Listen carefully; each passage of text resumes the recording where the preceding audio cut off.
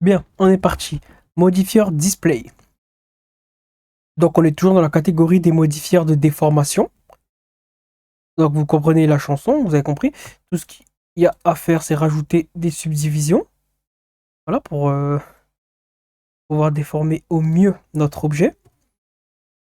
Donc là, le modifieur displacement, il nous permet en fait de déformer notre objet à l'aide d'une texture. Voilà ce qui se passe là. Là, je peux jouer avec la force de la déformation. Mais bien sûr, l'essentiel, le but premier de ce modifieur-là, c'est de le déformer à l'aide d'une texture. Ici, je peux aller ici, ou tout simplement, je peux aller là. Ici. Donc, je vais choisir, moi, le bouton qui est ici.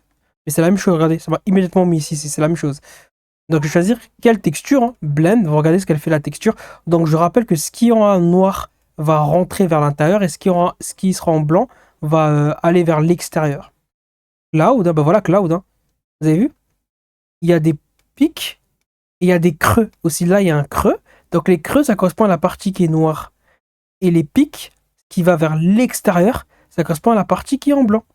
Voilà ce que je voulais dire par blanc vers l'extérieur, noir va vers l'extérieur. Donc voilà, hein. C'est toujours la même chose. Pour toutes les textures, il y a toujours cette loi-là. Bon, celui-ci, c'est un peu une anomalie, hein. Alors, tac, tac, tac, tac, tac. Bon, voilà, je vous laisse les tester. Donc voilà, hein. Là, vous avez vu, on reconnaît les lignes, là, du marble. Tac, tac, tac, là. On les reconnaît très bien. Voilà, c'est exactement ce qu'il y a là. Après, on peut aller, bien sûr, ici et jouer avec la force.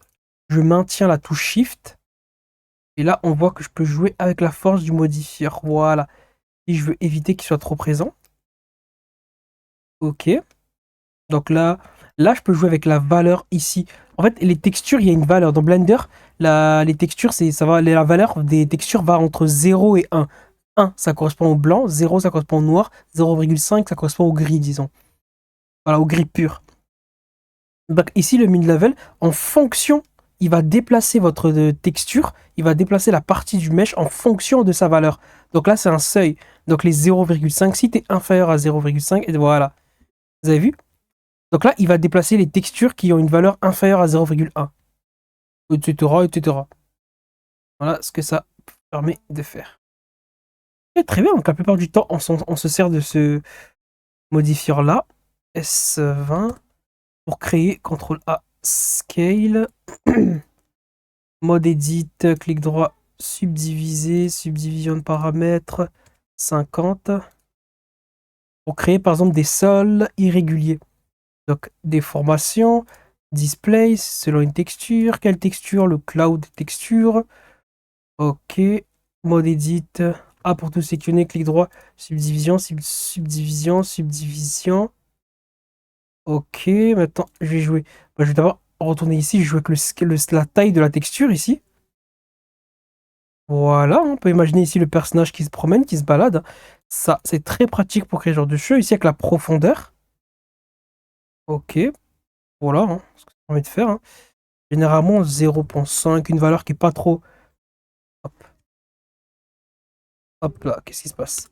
Voilà, une valeur qui est pas trop élevée. Après là, on peut jouer bien sûr avec la force. Comme ça, voilà, c'est à vous de voir. Clic droit, Sheet Mousse, et voilà.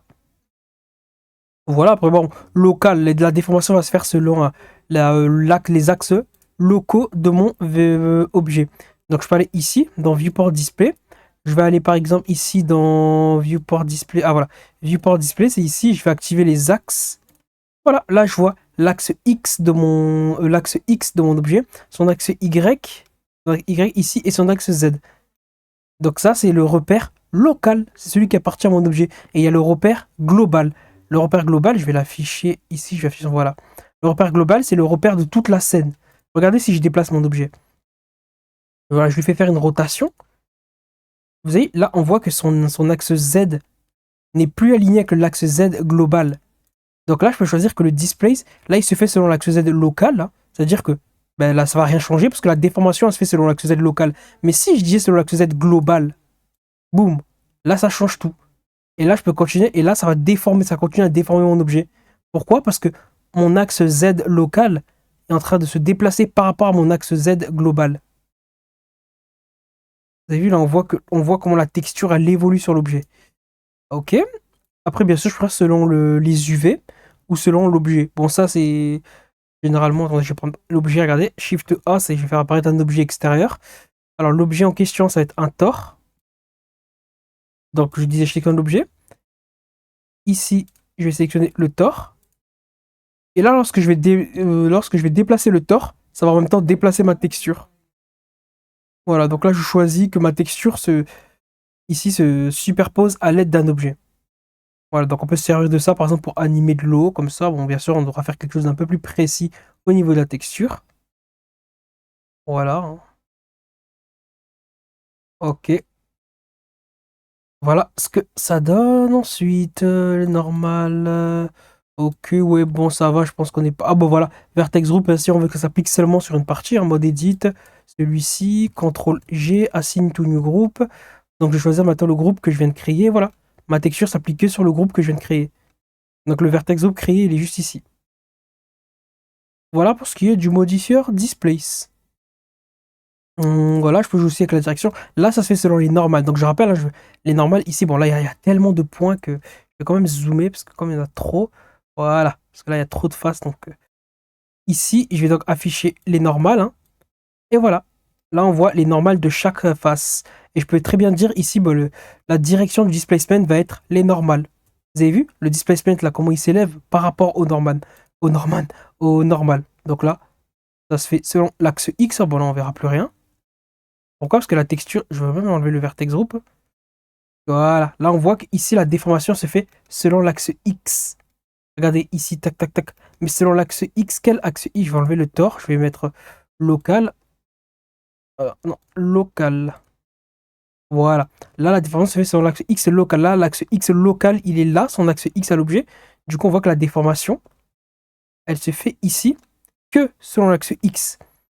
Après, je peux très bien choisir ici de le faire ici, donc selon l'axe Y. Y, tac. Donc l'axe Y local, donc c'est celui de l'objet. Y il est là, donc la déformation, elle suit l'axe Y, elle se fait que ici. Donc là, selon l'axe Z, voilà ce que ça donne. Et selon les normales, on a vu ce que c'était. Voilà ce que ça donne. Bon, ça donne la même chose parce qu'on voit que l'axe Z, il est en fait aligné par rapport au normal. On dit que les vecteurs sont collinéaires. Voilà, c'est pour ça que ça donne la même chose. Ok, donc je pense que j'ai dit tout ce que je voulais dire sur le modifieur display. On n'est pas trop mal, hein. Ok, on est bon.